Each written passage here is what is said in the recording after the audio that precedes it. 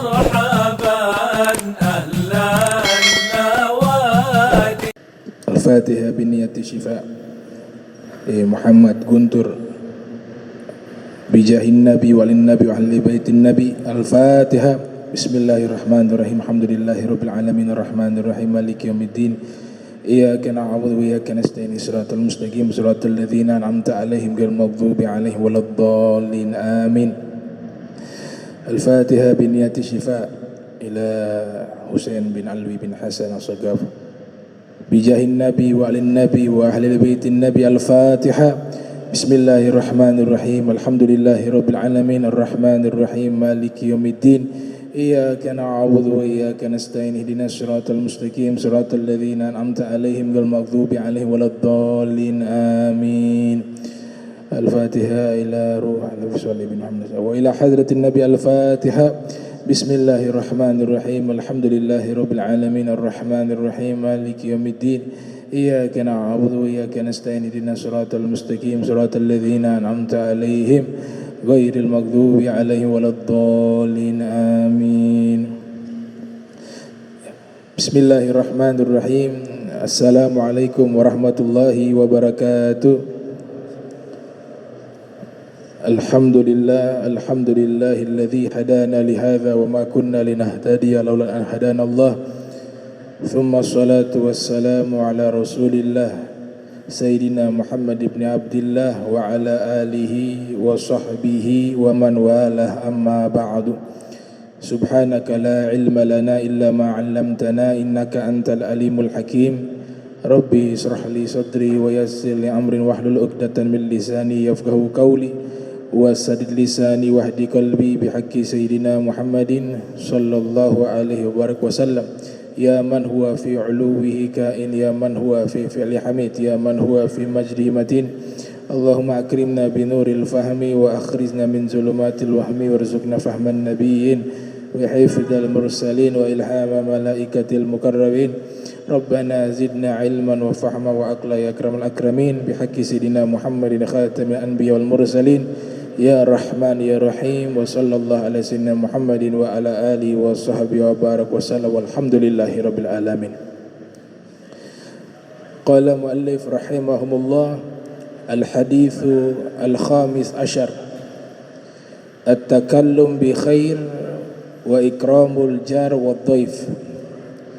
An Abi Hurairah radhiyallahu ta'ala anhu anna Rasulullah sallallahu alaihi wasallam qala man kana yu'minu billahi wal yawmil akhir falyaqul khaira aw liyasmut wa man kana yu'minu billahi wal yawmil akhir falyukrim jarah wa man kana yu'minu billahi wal yawmil akhir falyukrim dhaifah.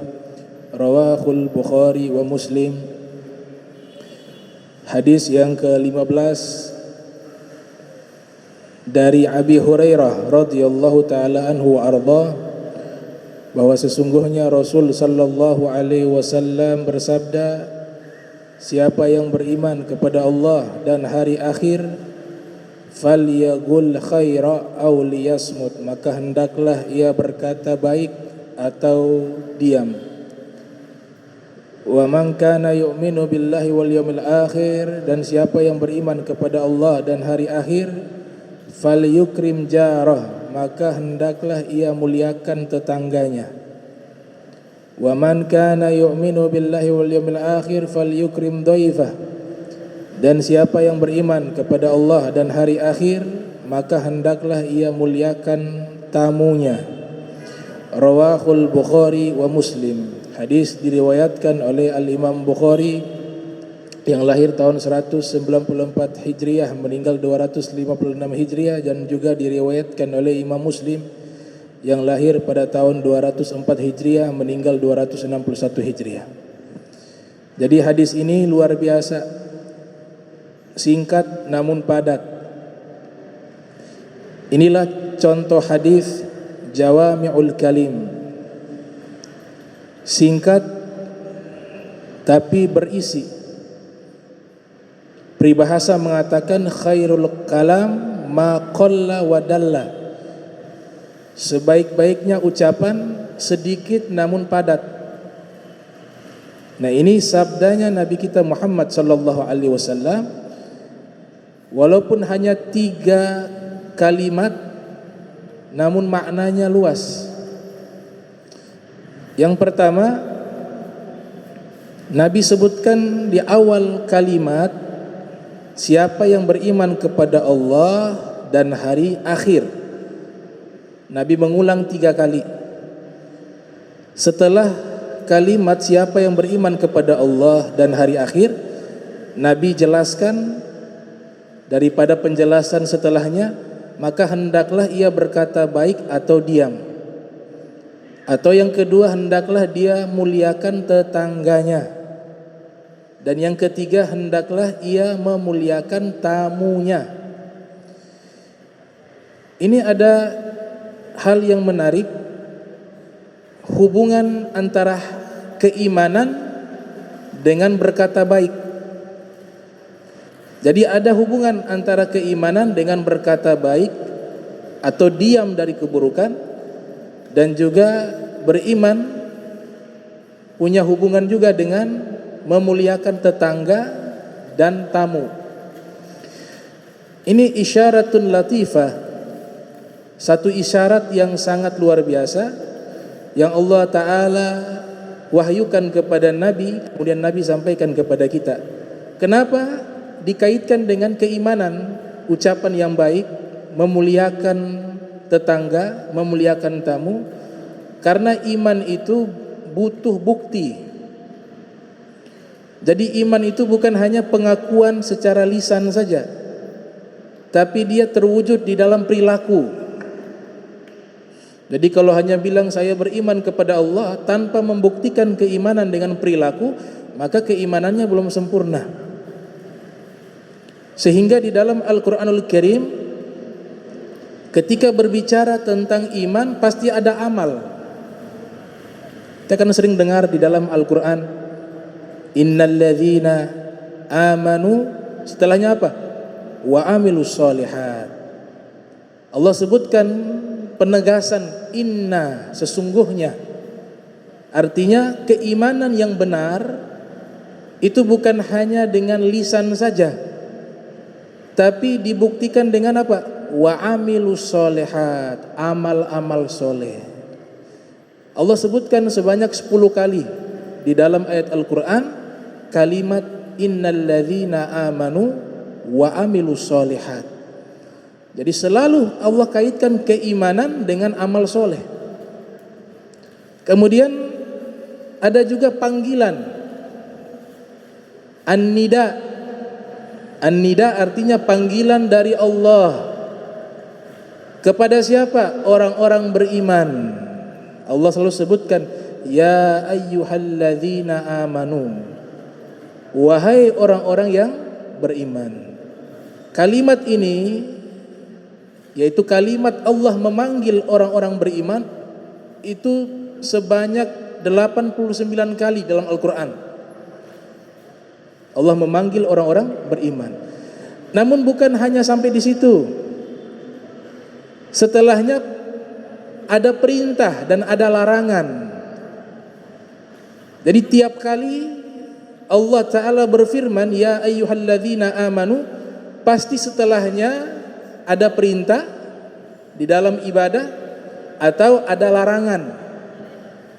Sebagaimana yang dinyatakan oleh seorang pakar Al-Quran, pakar hadis, pakar sejarah Islam, yaitu Al-Imam Jalaluddin As-Suyuti, yang lahir tahun 849 Hijriah, meninggal 911 Hijriah. Dalam kitabnya tentang ilmu Al-Quran, Ulumul Quran, nama kitabnya adalah Al-Itqan fi Ulumil Quran. Beliau mengatakan dalam kitab tersebut, jika kita membaca firman Allah Subhanahu wa taala di dalam Al-Qur'anul Karim, Allah awali dengan kalimat ya ayyuhalladzina amanu, maka pasti setelahnya ada perintah untuk ibadah atau ada informasi tentang larangan.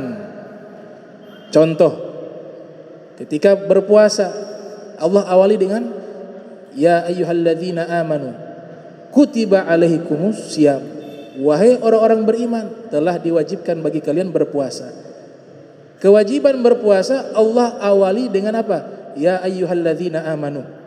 Perintah zikir juga Allah awali dengan ya ayyuhalladzina amanu. Ya ayyuhalladzina amanu uzkurullaha dzikran katsira.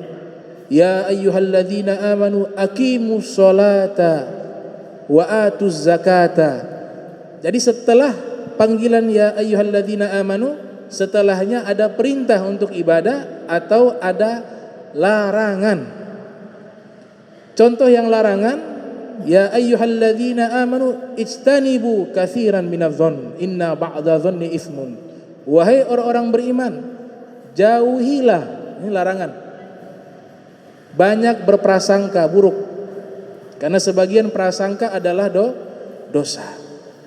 Sehingga sahabat bernama Sayyiduna Abdullah bin Mas'ud, sebagaimana yang dinukilkan oleh Al-Imam Al-Hafiz Ismail bin Umar bin Katsir, yang lahir tahun 700 Hijriah, meninggal tahun 774 Hijriah, dalam kitab tafsirnya Tafsir Al-Quranil Azim, Ibnu Mas'ud mengatakan, "Idza sami'ta Allah Ta'ala yaqul ya ayyuhalladzina amanu fa'ar'iha sam'aka fa innahu khairun ya'muru bih aw syarrun yanha anhu."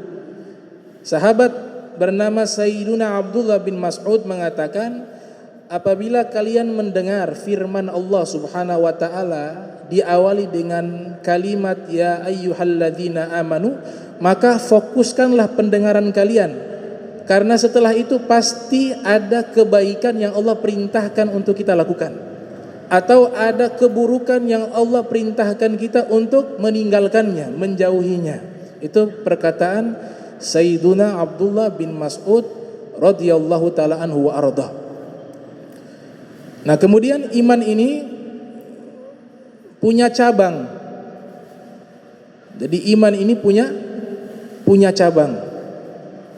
Sebagaimana hadis muttafaqun alaih yang diriwayatkan oleh Al-Imam Bukhari, yang lahir tahun 194 Hijriah, meninggal 256 Hijriah, juga diriwayatkan oleh Imam Muslim dalam sahihnya, yang lahir tahun 204 Hijriah, meninggal 261 Hijriah. Nabi kita Muhammad sallallahu alaihi wa alihi wasallam, beliau bersabda, al-imanu bid'un wa sab'una aw bid'un wa sittuna syu'batan fa afdaluha qawlu la ilaha illallah wa adnaha imatatul adza 'anit tariq wal haya'u syu'batun minal iman. Nabi bersabda, keimanan itu ada 70 cabang, 70 lebih cabang keimanan. Atau, nah kalimat atau ini rawinya ragu, 70 atau 60. Makanya beliau sebutkan atau 60. Bukan Nabi yang ragu, tapi yang meriwayatkan asyak. Jadi au di sini bermakna syak.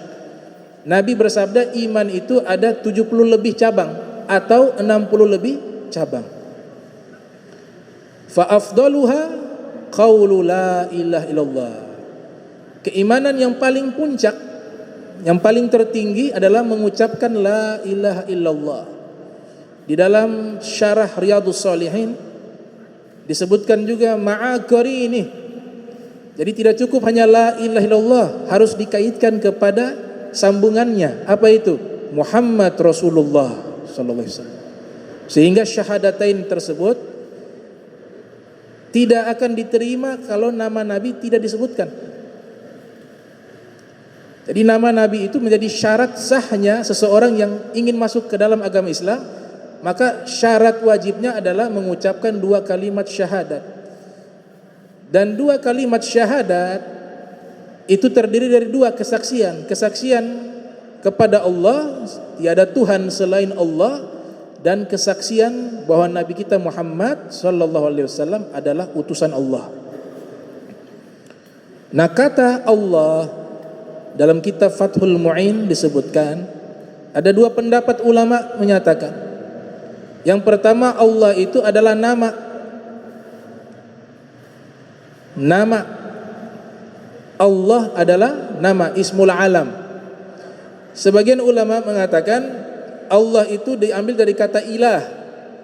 Karena lafaz la ilaha illallah itu diawali dengan kata la ilah. Ilah itu artinya Tuhan. Kemudian ditambah alif lam ma'rifat. Jadi Allah. Al-Imam Sibawayh sebagaimana diceritakan oleh Ibnu Hamdun dalam hasyiahnya, Imam Sibawayh ini seorang pakar nahu, dan beliau di dalam beberapa fatwanya tentang nahu mengatakan bahwa lafaz yang paling ma'rifat adalah lafdzul jalalah, lafadznya Allah. Nah, dikisahkan ketika beliau meninggal dunia, ada ulama yang bermimpi berjumpa dengan Imam Sibawayh. Kemudian ulama tersebut bertanya, "Ma fa'alallahu bik?" Wahai Imam Sibawayh, apa yang Allah lakukan kepadamu? Maka Imam Sibawayh menjawab, "Khairan katsira." Saya mendapatkan kebaikan yang berlimpah di sisi Allah Subhanahu wa taala. Kemudian ditanya, apakah itu sebab karena amalmu, kitabmu, ilmumu, ataukah ibadahmu? Maka Imam Sibawayh menjawab, sebenarnya saya mendapatkan kebaikan yang berlimpah di sisi Allah karena sebab saya berfatwa dan saya menulis di dalam kitab saya bahwa nama yang paling ma'rifat adalah nama Allah. Bukan berarti ibadah dan lainnya tidak dihitung, tidak. Tapi salah satu yang membuat ia mendapatkan karunia Allah karena ia berfatwa di dalam ilmu nahu, tidak ada nama yang paling dikenal di alam jagat raya ini seperti namanya Allah Subhanahu wa ta'ala. Li ja'li ismahu a'rafa ma'arif, kata beliau. Saya jadikan namanya Allah adalah nama yang paling ma'rifat. Kemudian lafzul Allah, lafaz Allah ini kalau kita hapus seluruh hurufnya, maka maknanya selalu kembali kepada makna Allah. Kalau alif dihapus, maka yang bacaannya itu adalah lillah, milik Allah. Lillahi ma fis samawati wal ard, milik Allah segala sesuatu yang ada di langit dan yang ada di bumi. Kemudian lam tersebut kita hapus, maka tersisa lahu. Lahu mulkus samawati wal ard, miliknya siapa? Milik Allah, kerajaan langit dan bumi. Kemudian lamnya kita hapus lagi, maka tersisa hu. Hu menunjukkan domir huwa, dia. Allah sebutkan dalam Al-Quran, qul huwallahu ahad. Katakanlah dia Allah yang Maha Esa.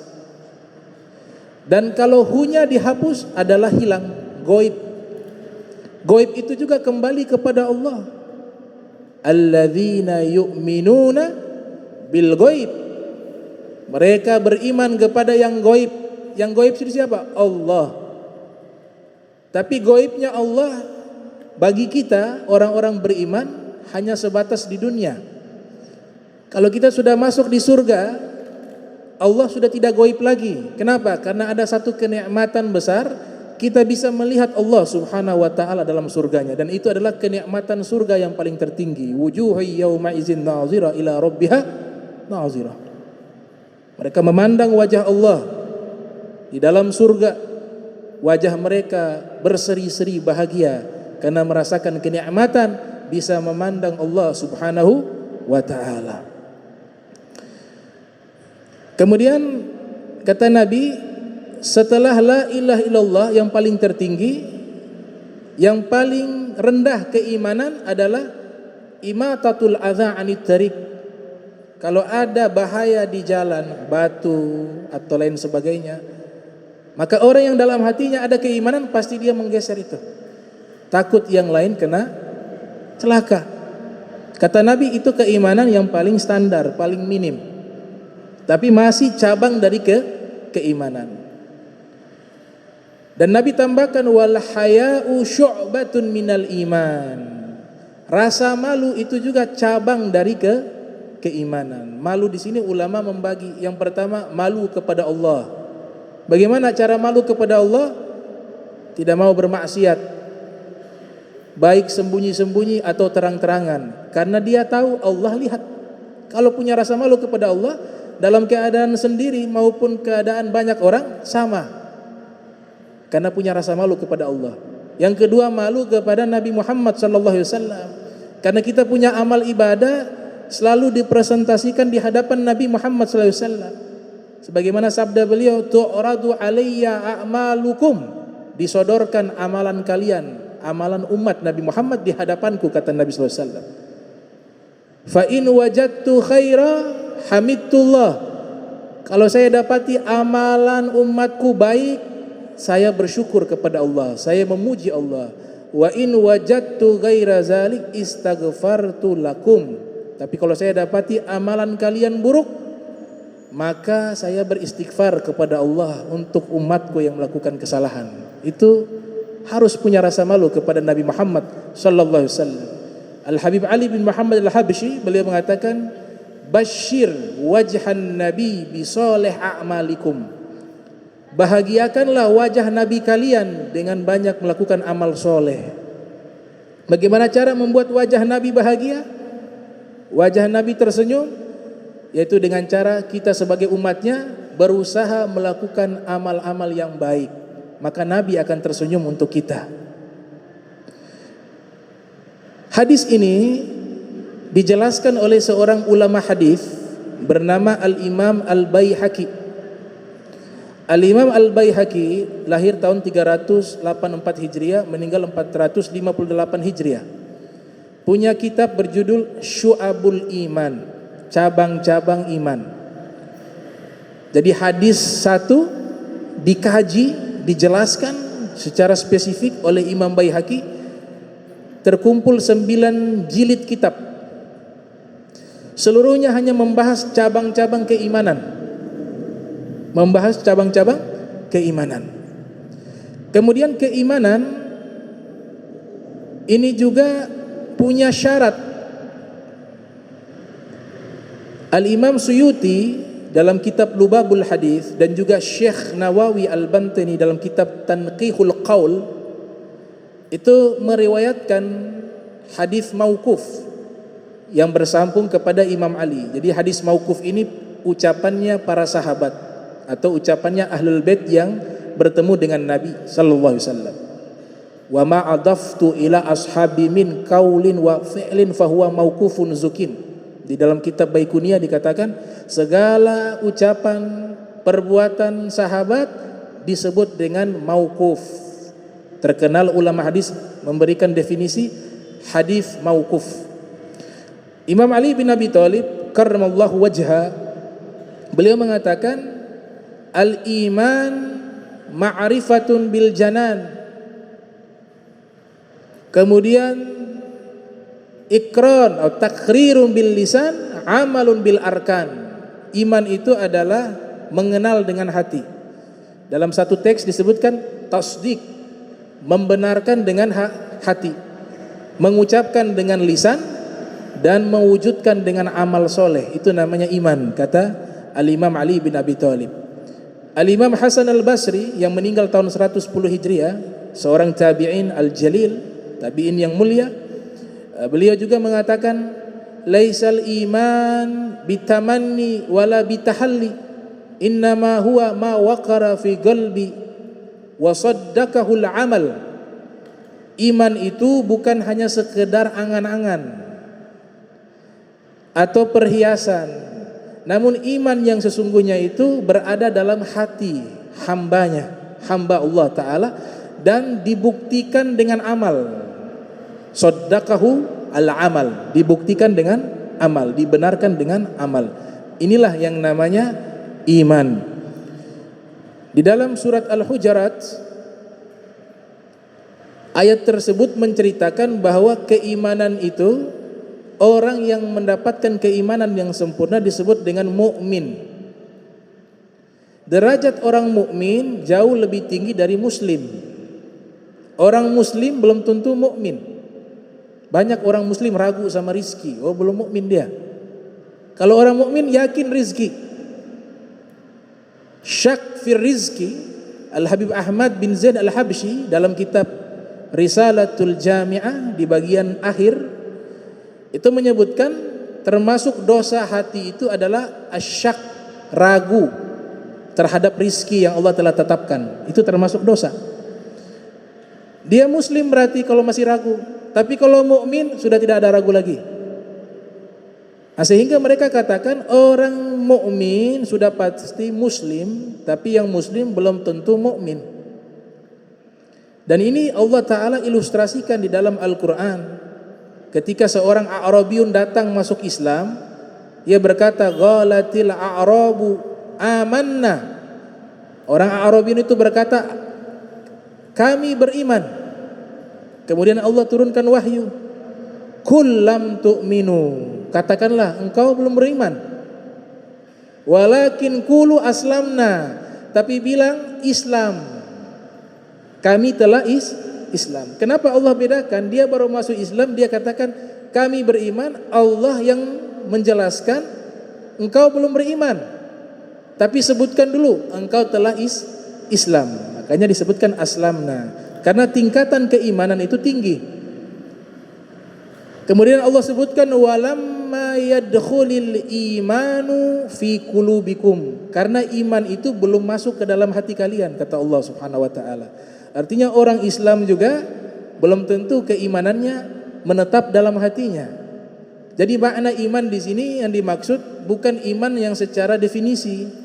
Artinya kita beriman kepada Allah, kepada Rasul, antu'mina billahi wa malaikatihi wa kutubihi wa rusulihi wa bil yaumil akhir wa bil qadari khairihi wa syarrihi minallahi subhanahu wa ta'ala. Beriman kepada Allah, kepada malaikat, kepada kitab, kepada Rasul, kepada hari kiamat, kepada takdir. Ini artinya keimanan yang secara definisi. Dia sudah Islam, sudah beriman namanya. Tapi ada iman yang lainnya yang hakiki, yaitu dia melaksanakan perintah Allah dengan penuh keyakinan. Tidak ada lagi keraguan. Itulah yang namanya iman hakiki.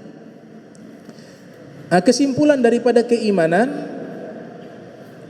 ini dia bisa naik, bisa turun.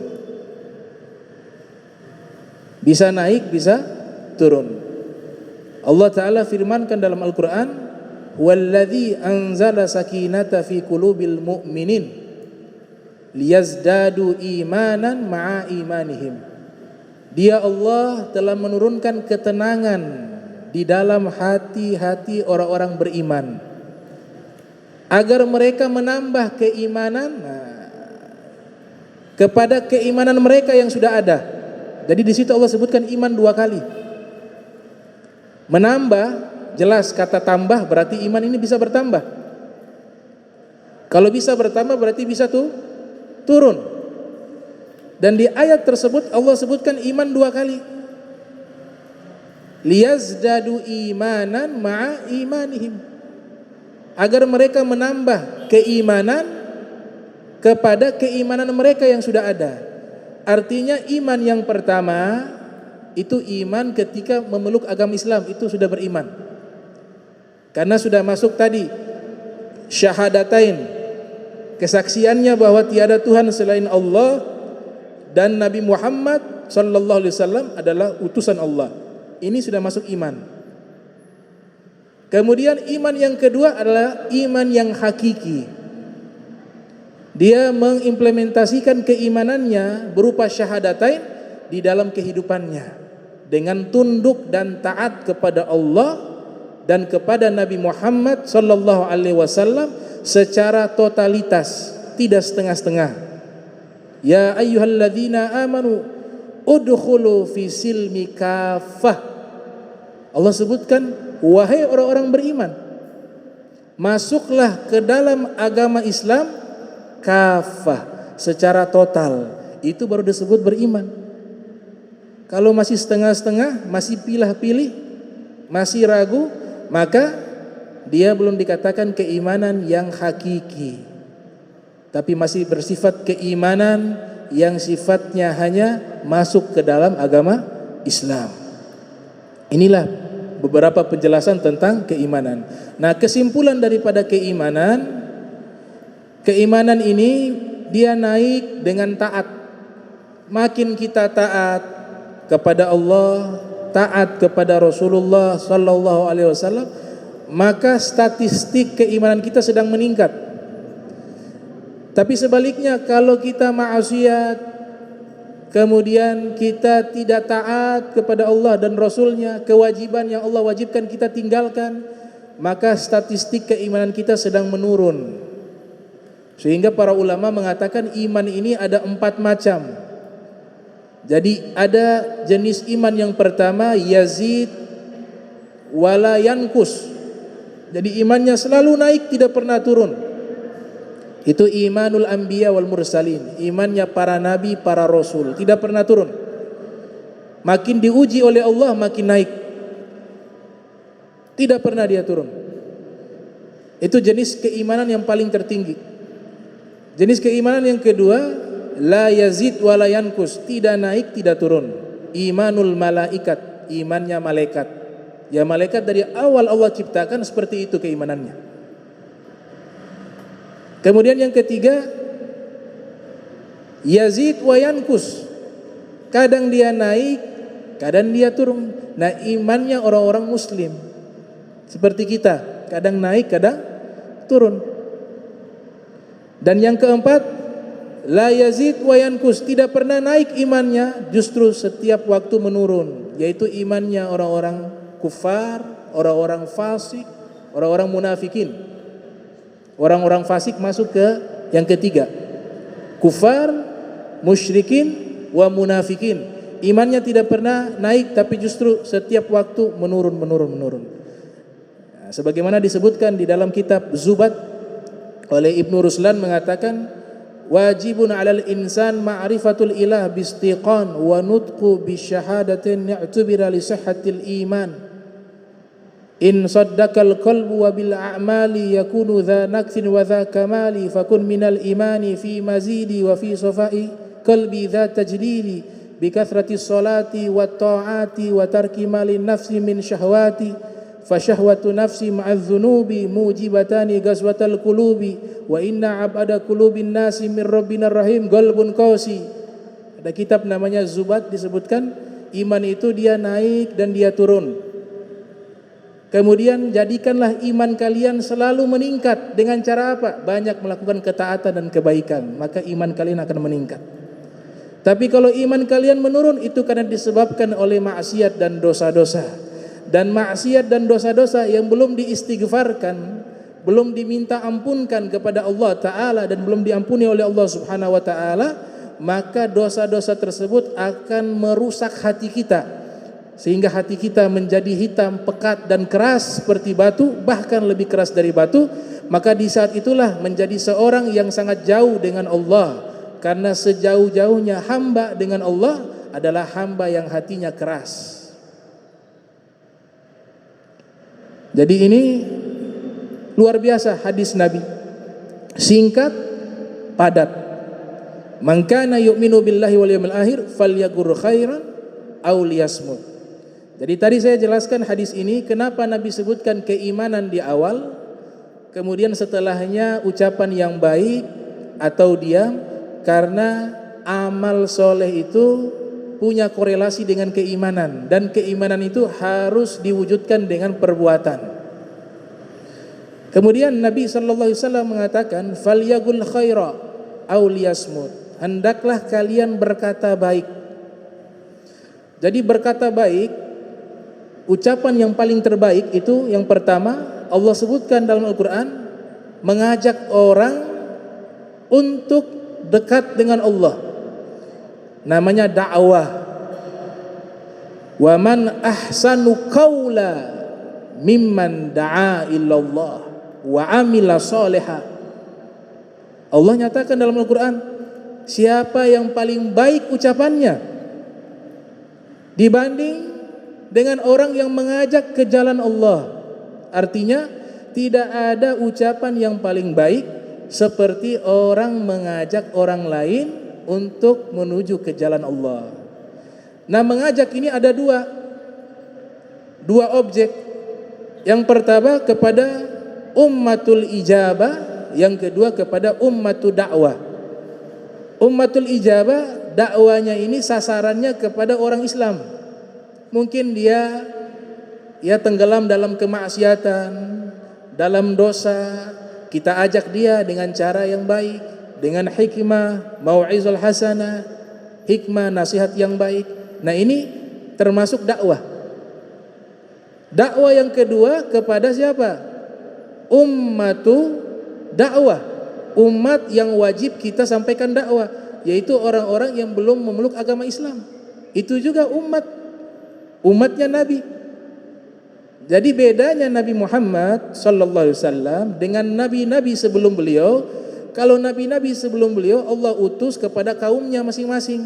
Nabi Isa kepada Bani Israel, Nabi Musa kepada Bani Israel, Nabi Sulaiman, Nabi Daud, Nabi Hud kepada kaumnya kaum Ad, Nabi Soleh kepada kaumnya kaum Tsamud. Semua para nabi itu diutusnya kepada kaumnya.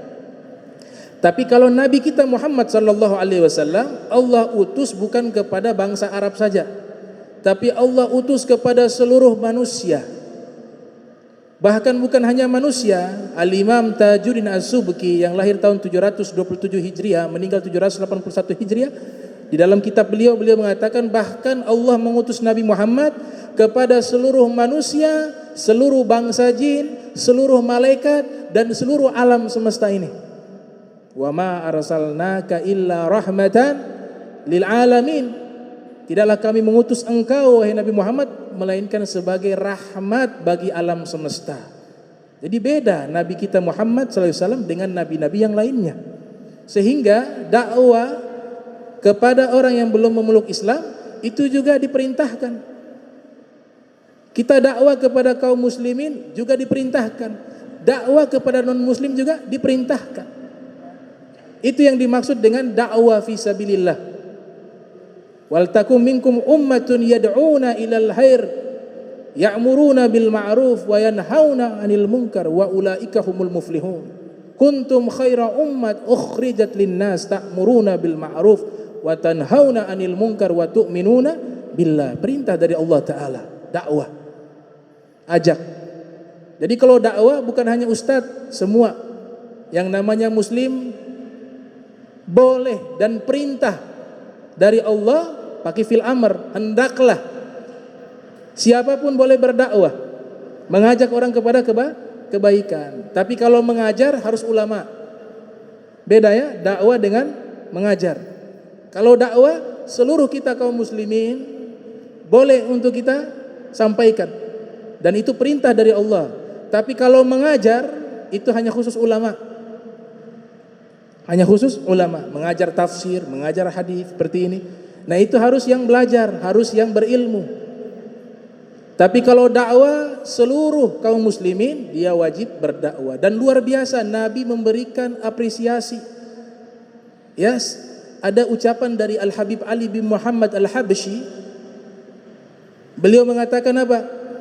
Ma syai' yasurru qalban nabi mithlu nashri ilmi wa tablighihi wal amali bih. Tidak ada satu amalan yang paling membuat hati Nabi bahagia seperti menyebarkan ilmu, mendakwakannya dan mengamalkannya. Jadi kalau kita mau hati Nabi Muhammad SAW bahagia, kita ingin ambil simpati Nabi Muhammad. Kita ini sekarang ini lagi butuh simpatinya Rasulullah. Bukan Rasulullah butuh kepada kita. Bagaimana ambil perhatiannya Nabi? Seandainya Nabi sekali senyum kepada kita, itu sudah satu keberuntungan yang besar di dunia dan di akhirat. Kalau Nabi ridho kepada kita, maka salah satu caranya adalah menghabiskan waktunya untuk dakwah fisabilillah. Itu adalah satu amalan yang paling cepat membahagiakan hati Nabi Muhammad SAW. Maka Nabi berikan apresiasi. Disebutkan dalam hadis Sahih Muslim, Rasulullah SAW bersabda, "Man dalla 'alal khair falahu mithlu ajri fa'ilihi." Siapa yang menunjukkan kepada kebaikan, maka dia mendapatkan pahala seperti orang yang melakukan kebaikan. Riwayat yang lain disebutkan, man dalla ala khairin kafa'ilihi. Siapa yang menunjukkan seseorang pada kebaikan, maka dia mendapatkan pahala seperti orang tersebut melakukan kebaikan. Dalam riwayat yang Muslim dari Imam Ali bin Abi Thalib, Rasul sallallahu alaihi wasallam bersabda, li an yahdiyallahu bika rajulan wahidan khairun laka min humurin na'am. Allah memberikan petunjuk kepada satu orang karena sebab engkau itu lebih baik daripada unta merah. Imam Nawawi yang lahir 631 Hijriah meninggal 676 Hijriah, dalam kitabnya Syarah Sahih Muslim, ketika menjelaskan hadis tersebut, beliau mengatakan Nabi menyebutkan unta merah itu disebabkan pada zaman tersebut kendaraan yang paling mewah adalah unta merah. Artinya apa? Kita bisa mengajak satu orang, kita rubah dia menjadi orang yang baik, atau kita ajak dia sampai akhirnya dia melakukan kebaikan. Kata Nabi, satu orang kalau kita ajak demikian dan berhasil ataupun tidak berhasil, dia pahalanya lebih baik daripada kendaraan yang paling mewah, kata Nabi Muhammad SAW. Sekarang kita ibaratkan mobil yang paling mahal yang ada di dunia saat ini, itu harganya kalah dengan kita mengajak satu orang dalam kebaikan. Maka ini perlu semangat belajar, dakwah, ibadah, ya. Ini adalah ucapan yang paling terbaik, ucapan dakwah. Kemudian yang kedua, ucapan yang paling terbaik adalah salawat kepada Nabi Muhammad sallallahu alaihi wasallam. Bahkan dalam kitab Al-Qunyah itu menyebutkan, ada yang bertanya kepada seorang ulama, membaca Al-Quran dengan salawat kepada Nabi mana lebih afdal? Ini dua-duanya afdal, dua-duanya mulia. Maka ulama tersebut mengatakan lebih afdal salawat kepada Nabi di beberapa waktu.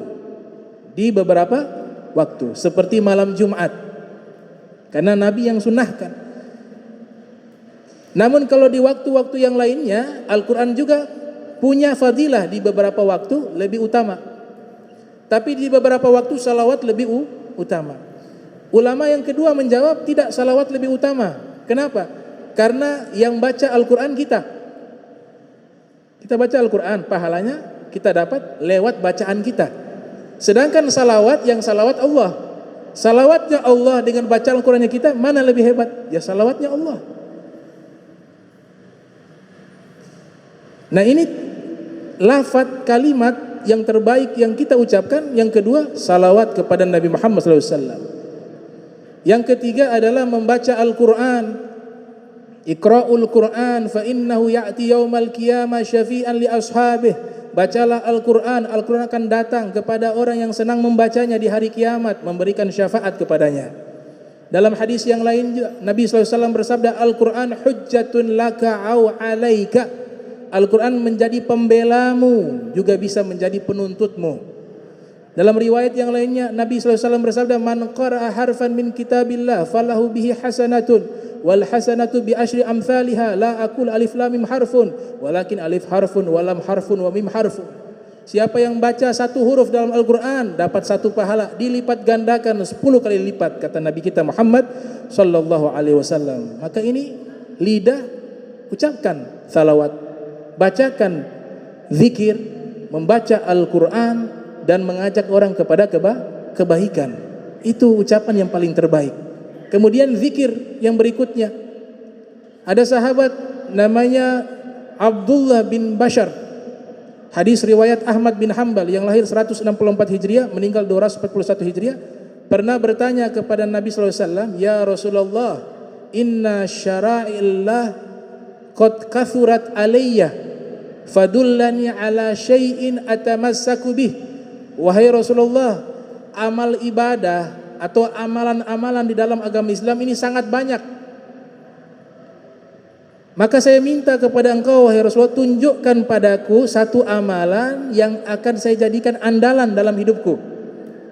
Kemudian Nabi katakan, la yazalu lisanuk ratban min dzikrillah azza wa dzal. Usahakan lidahmu selalu basah karena zikir kepada Allah Subhanahu wa taala. Riwayat yang lain Nabi katakan, sabakal mufarridun. Orang-orang mufarrid telah mengalahkan kita seluruhnya dalam amalan. Maka para sahabat bertanya, ya Rasulullah, siapa mereka? Kata Nabi, adz-dzakirunallaha katsira wadz-dzakirat. yaitu mereka adalah orang-orang yang banyak berzikir kepada Allah dari golongan laki-laki dan golongan perempuan, kata Nabi Muhammad sallallahu alaihi wasallam. Allahumma jam'ana hadza jam'a marhuma wa tafarraqana min ba'di tafarraqa ma'zuma wa la tajal minna wa la minna syaqiyya wa la mahruma. Allahumma nadzi qulubana ani ta'alluqi biman dunak waj'alna min qaumin tuhibbuhum wa yuhibbunak. Subhanaka bihamdika asyhadu an la ilaha illa anta astaghfiruka wa atubu ilaik. Wa sallallahu alaihi wasallam Muhammadin wa ala alihi wa sahbihi wa barak wa sallam wa la fumik. Wassalamu alaikum warahmatullahi wabarakatuh.